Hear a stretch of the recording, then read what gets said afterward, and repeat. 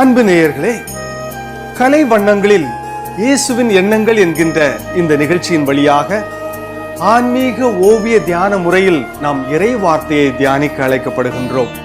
அந்த விதத்தில் மார்க் நற்செய்தி பிரிவு 8 இறை சுற்றுடர்கள் 14 முதல் 21 வரை உள்ள வார்த்தைகளை நாம் தியானிக்க இருக்கின்றோம்.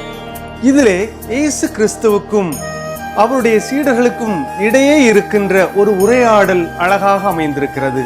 படகிலே சென்று கொண்டிருக்கிற பொழுது இருவருக்கும் இடையே ஏற்படுகின்ற அந்த உரையாடலில் புரிந்து கொள்ளுதலிலே சிக்கல் ஏற்படுகின்றது. இயேசு கிறிஸ்து சொல்லுகின்ற கருத்தை அவர்கள் வேறு விதமாக புரிந்து கொண்டதால் என்ன நிகழ்கிறது என்பதை நாம் பார்க்கலாம்.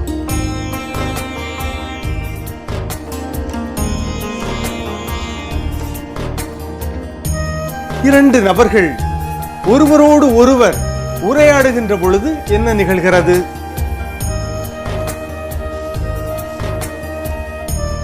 அவர்கள் ஒருவரோடு ஒருவர் கருத்துக்களை பரிமாறிக்கொள்ளுகின்றார்கள்.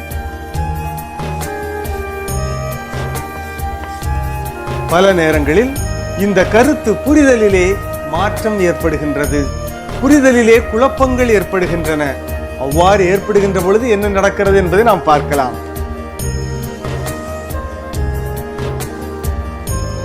சரியான புரிதல் இல்லாத உறவு அபாயகரமானதாகத்தான் இருக்கும். குடும்பத்திலும் சரி, தொழில் செய்கின்ற இடத்திலும் சரி, எங்குமே உறவுகளிலும் இன்னும் எல்லா விதத்திலும் ஒரு மனிதன் இன்னொரு மனிதனோடு உறவாடுகின்ற பொழுது சரியான புரிதல் சரியாக அமையாத பொழுது இப்படிப்பட்ட சூழ்நிலைகள் உருவாகும். ஆனால் எண்ணி பார்ப்போம், இயேசு கிறிஸ்து இப்படிப்பட்ட சூழ்நிலையை தன்னுடைய அருமையான புரிந்து கொள்ளுதலை ஏற்படுத்துவதற்கு, தன்னுடைய அருமையான புரிந்து கொள்ளுதலை அந்த சீடர்களுக்கு வழங்குவதற்கு அவர் முயற்சி எடுக்கின்றார். அவ்வாறு இயேசுவும் சீடர்களும் புரிந்து கொள்ளுகின்ற பொழுது என்ன நடக்கிறது என்பதை நாம் பார்க்கலாம்.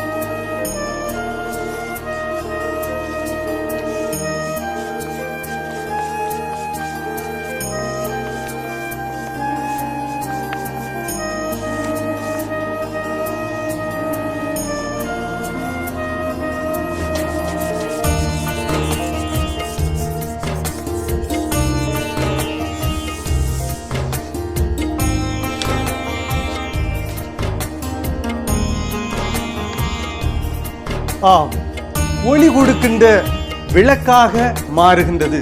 சரியான புரிதல், சரியான தெளிவு, சரியான உறவு ஏற்படுகின்ற பொழுது எப்படிப்பட்ட பயங்கரமான புரிதலற்ற தன்மையும் நல்ல ஒளி கொடுக்கின்ற ஒரு சூழ்நிலையாக மாறுகின்றது. எனவே இந்த நாள் முழுவதும் நம்முடைய உரையாடல்கள், நம்முடைய உறவுகள் சரியான புரிதல் உள்ள ஒன்றாக மாறவும், ஒருவரை ஒருவர் புரிந்து மகிழ்ச்சியாக வாழவும் இந்த செய்தியோடு நாம் தொடர்ந்து தியானித்து இந்த நாள் முழுவதும் மகிழ்ச்சியோடு பயணிப்போம்.